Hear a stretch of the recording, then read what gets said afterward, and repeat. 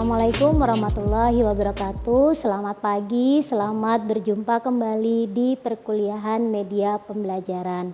Bagaimana kabar kalian hari ini? Apakah kalian semua sehat di sini? Kenapa kalian kok kayaknya kurang semangat ya? Ayo kita semangat bersama-sama. Yuk kita bilang semangat kuliah, hore. Mungkin satu kali lagi, semangat kuliah, hore. Baik, kalian sudah mulai semangat. Nah, pada proses pembelajaran hari ini kita akan membahas topik tentang konsep dasar dari media pembelajaran. Kira-kira apa sih kalian yang harus kalian ketahui pada proses perkuliahan hari ini? Pada proses perkuliahan hari ini harapannya kalian bisa mampu menjelaskan definisi dari media pembelajaran berdasarkan para tokoh atau para ahli. Selain itu, kalian juga diharapkan bisa memahami fungsi dari media pembelajaran.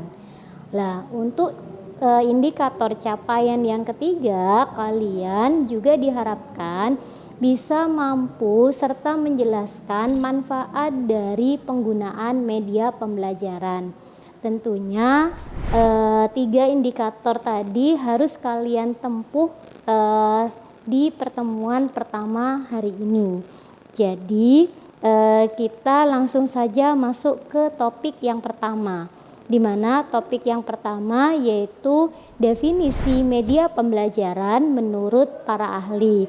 Mungkin di antara kalian sudah pernah ada yang mendengar tentang asosiasi di dunia pendidikan. Salah satunya yaitu Association for Education, Communication and Technology atau biasa disingkat dengan AECT.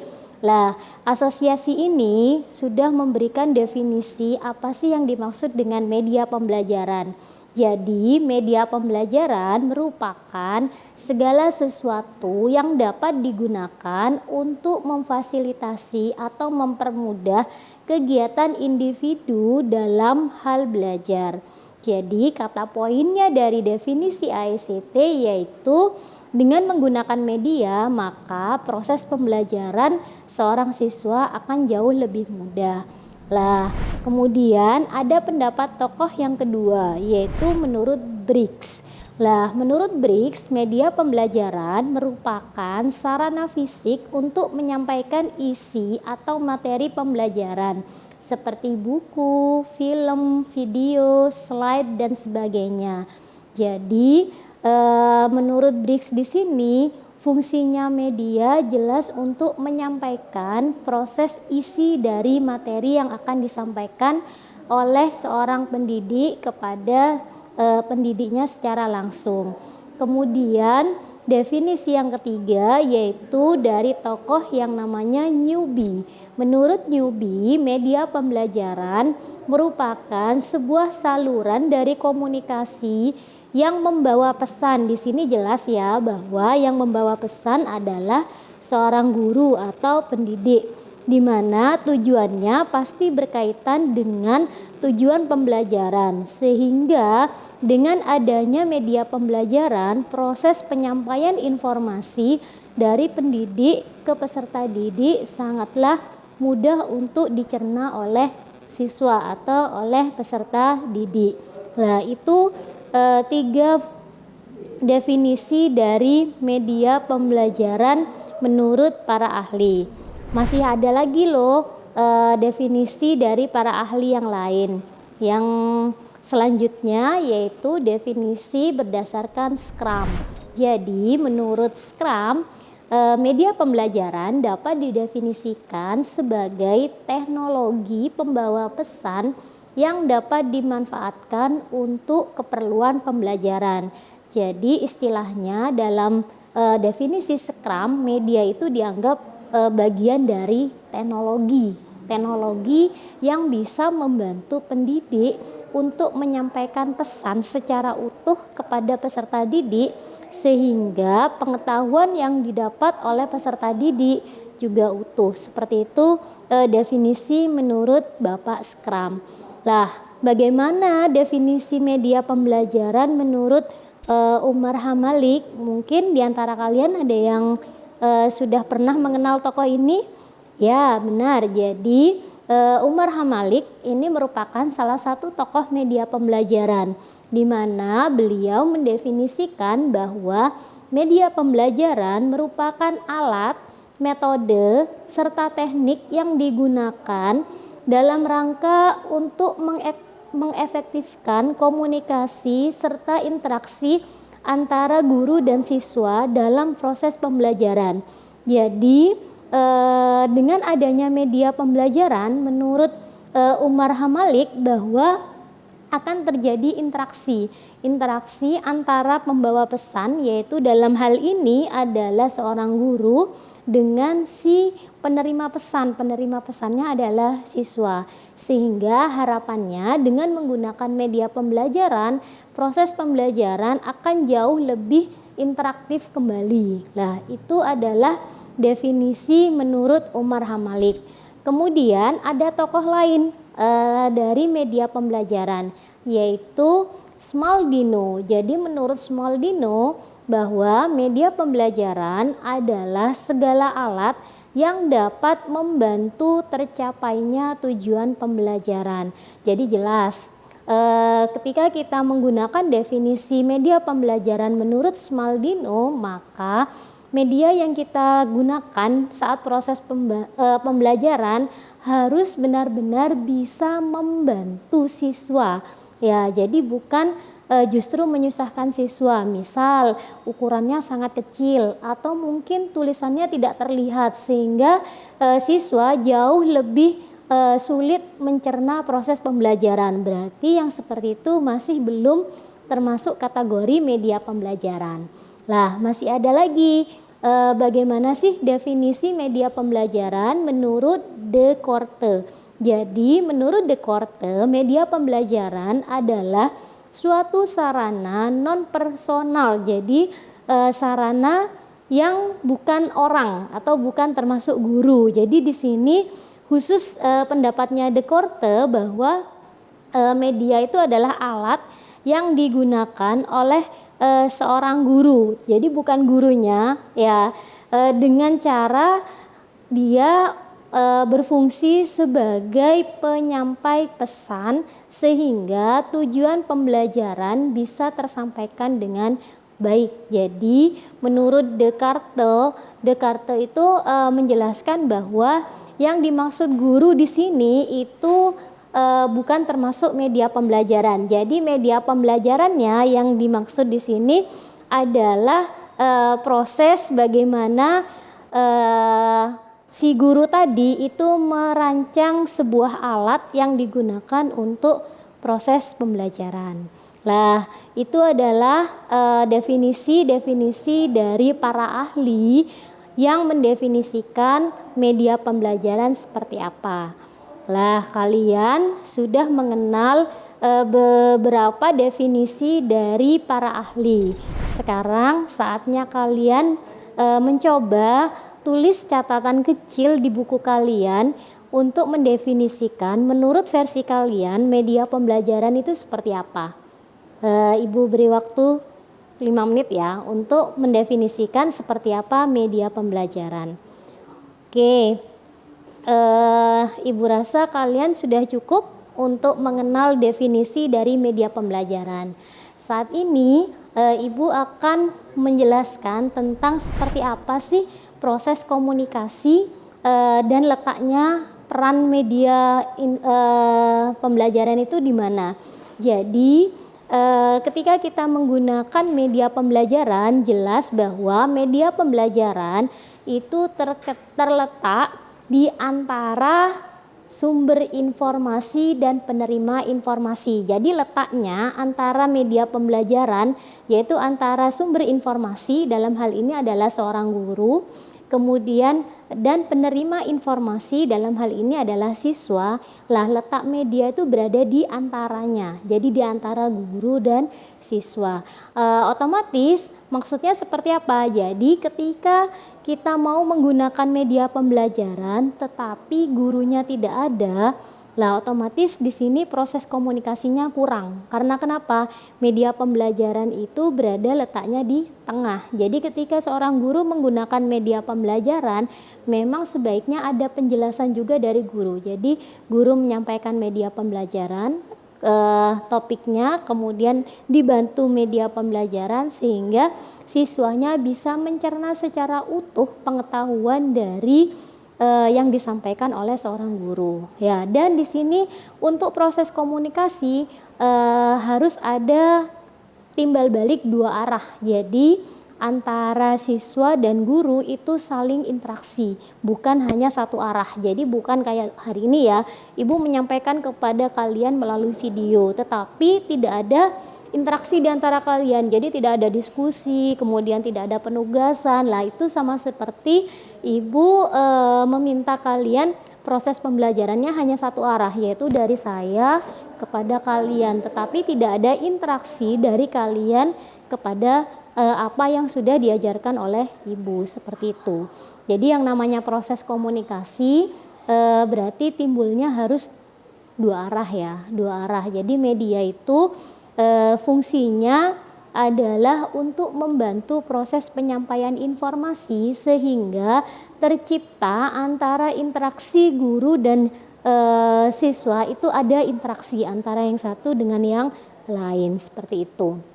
Sampai saat ini mungkin ada yang perlu kalian tanyakan atau sudah cukup jelas? Kalau kalian sudah cukup jelas, maka selanjutnya di sini tadi fungsinya media pembelajaran itu berada di antara sumber informasi dan penerima informasi.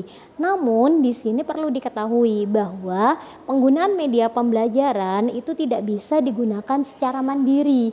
Karena kenapa? Dalam proses pembelajaran seorang guru harus tetap menggunakan yang namanya strategi pembelajaran dan metode pembelajaran.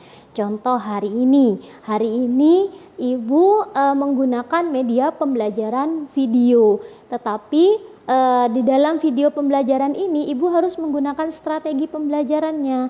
Salah satunya yaitu dengan cara Ibu memberikan strategi pembelajaran berupa ceramah atau penjelasan secara langsung. Jadi setiap proses pembelajaran itu harus ada yang namanya strategi pembelajaran, ada yang namanya metode pembelajaran, kemudian juga ditambahkan dengan yang namanya media pembelajaran. Jadi kan tidak mungkin nih kalian tiba-tiba masuk kelas sebagai seorang guru, tiba-tiba langsung menggunakan media tanpa kalian merancang dulu strateginya seperti apa, media pembelajaran ini akan digunakannya dengan cara seperti apa. Lah itu harus dianalisis dulu sehingga antara media pembelajaran dengan strategi dan metode yang kita gunakan itu sudah tepat. Lah sekarang coba kalian pernah nggak ketika kalian mengajar atau ketika kalian menjadi siswa, kalian pernah tidak mendapatkan kenapa sih proses pembelajaran yang saya dapatkan dari guru itu kok gampang lupa, terutama matematika, apalagi gurunya hanya memberikan rumus ya, atau mungkin gurunya hanya memberikan soal tanpa memberikan penjelasan, tanpa ada video mungkin, kemudian tanpa ada latihan soal dan sebagainya. Lah itu memang berdasarkan hasil penelitian dari Edgar Dale dan James Finn di tahun 1946 yang namanya count of experience. Jadi namanya adalah segitiga pengalaman. Jadi memang semakin kita proses pembelajarannya ke arah yang abstrak, itu semakin sulit siswa kita mencerna proses pembelajaran yang dilakukan. Berbeda lagi dengan ketika kalian mengajarkan dengan menggunakan media pembelajaran, apalagi siswanya diajak langsung untuk praktek langsung ya, itu justru memudahkan siswanya untuk mengingat. Misal nih kalian ingin mengajarkan tentang tinggi bayangan suatu benda. Lah, ketika kalian hanya memberikan rumus kepada siswanya, mungkin beberapa hari kemudian siswanya akan lupa bagaimana cara mencari tinggi bayangan.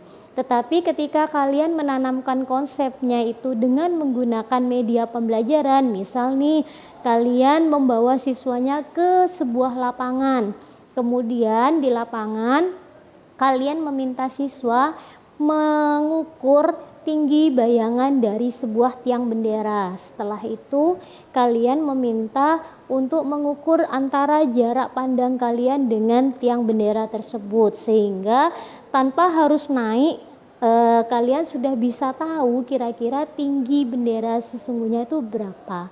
Lah, jadi dari hasil pengalaman seperti itu, otomatis proses pembelajaran akan jauh lebih menyenangkan dan lebih mengena kepada siswa. Itulah salah satu gambaran ketika kita menggunakan media pembelajaran di proses pembelajaran.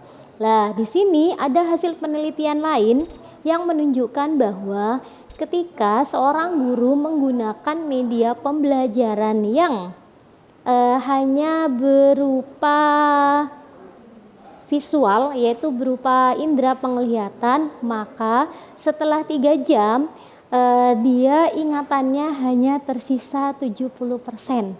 Ya.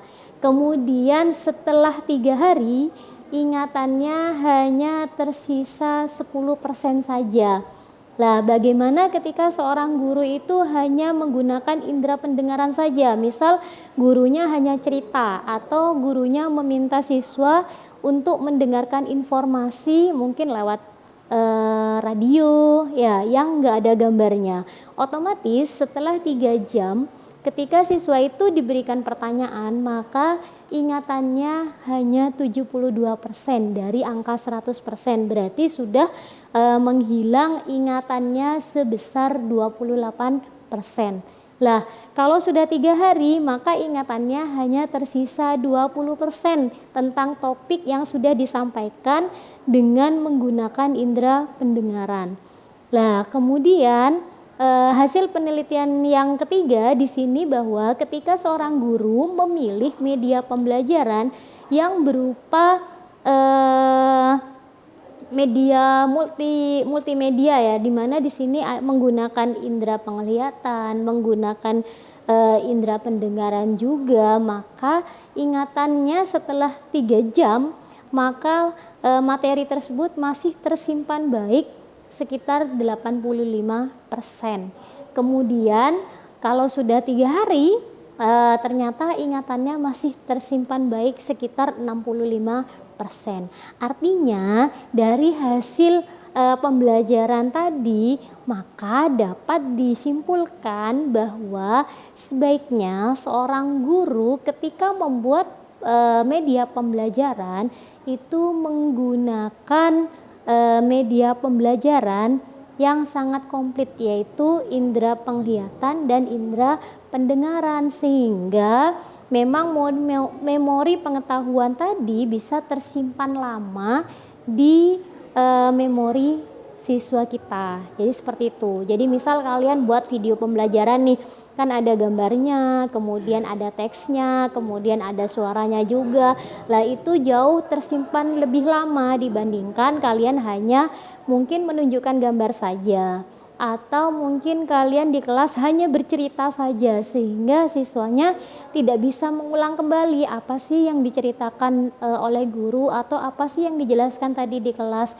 Tetapi ketika kalian membuat video pembelajaran, siswanya bisa berkali-kali untuk mengupload mendownload video yang sudah kalian buat, seperti itu. Nah, dari sini mungkin ada yang mau ditanyakan? Masih semangat?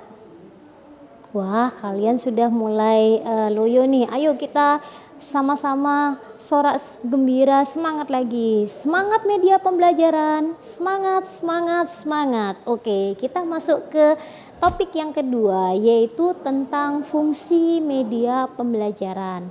Mungkin di antara kalian sudah ada yang mengenal kira-kira fungsinya apa sih kita belajar media pembelajaran? Mungkin ada yang tahu? Oke, jadi fungsi media pembelajaran di sini kalau saya bisa sebutkan, kita punya yang namanya AKKA. Apa ya Bu AKKA? Jadi yang pertama, fungsi media pembelajaran itu A. A yang pertama adalah atensi, dari kata attention. Mungkin ada yang tahu attention? Ya, benar. Jadi, yang namanya atensi atau attention itu berhubungan dengan menarik perhatian. Jadi, salah satu fungsi utama dari media pembelajaran adalah bisa menarik perhatian. Perhatiannya siapa? Perhatiannya peserta didik. Bayangkan kalian tiba-tiba masuk kelas, kemudian kalian membawa sebuah kotak kecil. Otomatis siswa kalian pertama-tama pasti penasaran, kira-kira apa ya kotak kecil yang dibawa tadi, isinya apa ya, kita hari ini mau belajar apa ya. Lah, itu sudah termasuk yang namanya fungsi media, bahwa media tersebut bisa menarik sebuah perhatian. Lah, yang kedua fungsinya adalah K. K-nya apa? Kognitif. Jelas, ketika kita menggunakan media pembelajaran, sesuai definisi tadi bahwa media pembelajaran itu tujuannya adalah biar mempermudah siswa kita memahami materi. Lah, ketika siswa memahami materi, otomatis di sini berhubungan langsung dengan yang namanya kognitif dari siswa itu sendiri. Jadi fungsi media yang kedua yaitu untuk memperlancar ketercapaian dari tujuan pembelajaran, yaitu dengan adanya media, siswa jauh lebih mudah mencerna proses pembelajaran dibandingkan gurunya hanya menuliskan rumus kemudian meminta siswa untuk mengerjakan soal. Ya, otomatis siswa di situ masih kebingungan kira-kira seperti apa ya, karena kenapa? Tidak ada media pembelajaran. Lah, setelah kalian mengenal dua fungsi media, kita masuk ke fungsi media yang ketiga, yaitu media berfungsi sebagai K lagi. K-nya apa? K-nya yaitu kompensatoris. Apa sih kompensatoris? Jadi kompensatoris ini yang dimaksud kompensatoris adalah media berfungsi untuk membantu siswa yang lemah dalam menangkap informasi yang abstrak. Ya, mungkin di antara kalian misal nih mau mengajarkan bangun ruang kepada anak-anak. Otomatis tidak semua anak-anak itu bisa memiliki daya nalar yang bagus ya. Misal kalian bilang, bayangkan kelas ini merupakan bangun dari balok. Pasti kan siswanya bingung, kenapa ya kok kelasnya ini bisa dibandingkan dengan bangun balok. Lah, dengan adanya media pembelajaran mungkin akan membantu siswa jauh lebih mengenal, oh ternyata kelas ini dijadikan seperti balok itu karena dia memiliki isi ya, atau mungkin ada panjang, lebar dan tinggi di sini. Lah, jadi memang ketika kita mengajarkan sebaiknya kita mengurangi hal-hal yang abstrak. Dengan cara apa? Dengan cara menggunakan media pembelajaran. Bawalah siswa, misal mau ngajar tentang kerangka bangun kubus ya, kalian bawa kerangkanya sehingga bisa jelas, oh ternyata kubus itu punya 6 sisi, punya 12 rusuk, dan itu bisa ditunjuk. Ya, jadi kalau kalian tidak menggunakan media, otomatis siswanya hanya tahu berupa hafalan. Lah, ketika hafalan, otomatis beberapa jam bahkan beberapa tahun kemudian siswanya akan lupa. Kenapa? Karena memang proses pembelajarannya diajarkan secara abstrak, tidak dibantu dengan media pembelajaran. Nah, fungsi media pembelajaran yang keempat yaitu di sini ada fungsi A yang terakhir. Mungkin ada yang tahu? Ya, benar. Jadi, salah satu fungsi terakhir dari media pembelajaran yaitu afektif. Apa sih fungsi afektif itu? Jadi, dengan menggunakan media pembelajaran, siswa dapat tergugah emosinya sehingga minat belajar siswa sangat tinggi. Jadi kalau kalian nih tiba-tiba bawa media pembelajaran khususnya di kalangan anak-anak ya, di kalangan anak-anak, kemudian media pembelajarannya dengan penuh warna-warni. Lah otomatis siswanya kan penasaran ya, menarik perhatian siswa dan siswanya antusias, apalagi kalian membawa media pembelajarannya berupa permainan. Ya, dan kalian meminta siswanya untuk bermain. Wah, siswa kelas sekolah dasar biasanya senang dengan media-media yang bermain ya. Nah, di sini maka fungsi medianya berfungsi sebagai afektif. Lah, itu adalah fungsi dari media pembelajaran. Mungkin ada pertanyaan. Ingat ya, jadi fungsi media pembelajaran yang pertama yaitu apa tadi?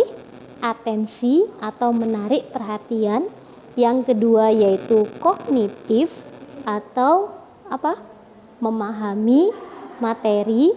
Yang ketiga adalah kompensatoris, di mana kompensatoris itu adalah membantu siswa yang lemah untuk menangkap informasi secara abstrak. Dan yang keempat yaitu afektif, di mana afektif tujuannya adalah untuk menggugah emosi atau membuat siswa itu jauh lebih tertarik terhadap proses pembelajaran yang akan kita sampaikan. Sampai di sini mungkin ada yang mau ditanyakan? Oke, kalau tidak ada yang mau ditanyakan, kita akan lanjut ke subtopik yang selanjutnya, yaitu manfaat media pembelajaran. Jadi, di sini kita punya beberapa manfaat yang harus kalian ketahui sebagai seorang guru. Kenapa sih seorang guru itu harus menggunakan media saat proses pembelajaran? Yang pertama, manfaatnya adalah penyampaian materi menjadi lebih baku sehingga setiap siswa mendapatkan pesan yang sama. Karena kenapa? Kita harus menyadari bahwa tidak semua siswa kita pengetahuan serta latar belakangnya sama. Misal nih, kalian bilang, ibu punya yang namanya kartu bridge. Mungkin diantara kalian ada yang tahu kartu bridge? Nah, nggak tahu kan? Ya, seandainya ibu langsung membawa medianya, ini loh kartu bridge. Jadi kartu bridge itu sama seperti kartu remi ya.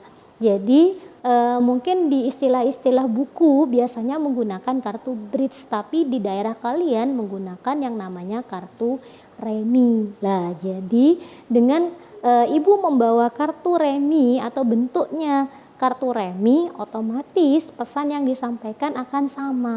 Jadi siswa sudah tahu, oh itu sebutannya adalah kartu bridge, seperti itu.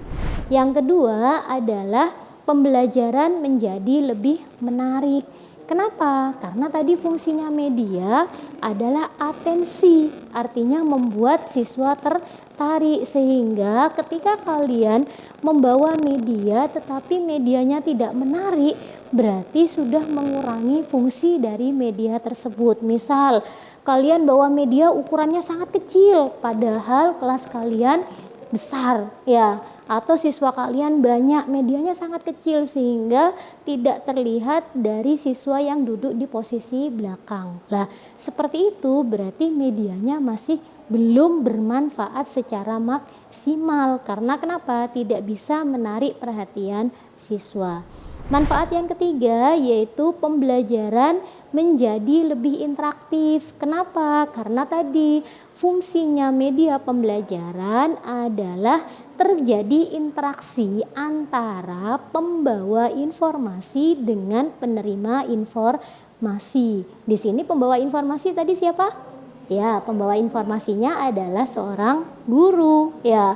Kemudian penerima informasinya adalah seorang siswa, sehingga terjadi interaksi dua arah, bukan hanya gurunya menerangkan menggunakan rumus-rumus, kemudian tanpa ada interaksi kepada siswanya, kira-kira siswanya tahu tidak. Lah, kalau kita menggunakan media pembelajaran, kita bisa meminta siswa kita untuk maju. Coba kamu yang menggunakan media pembelajarannya. Lah, di situ akan terjadi interaksi yang bagus antara guru dan siswa. Lah, manfaat yang keempat yaitu pembelajaran dapat diberikan kapan saja, tidak terikat oleh waktu. Jadi, ketika kalian misal nih kalian termasuk guru yang cukup sibuk ya. Jadi siswanya tidak perlu menunggu kalian harus datang. Kalian bisa misal membuat video pembelajaran. Dengan menggunakan video pembelajaran, siswanya bisa belajar kapanpun.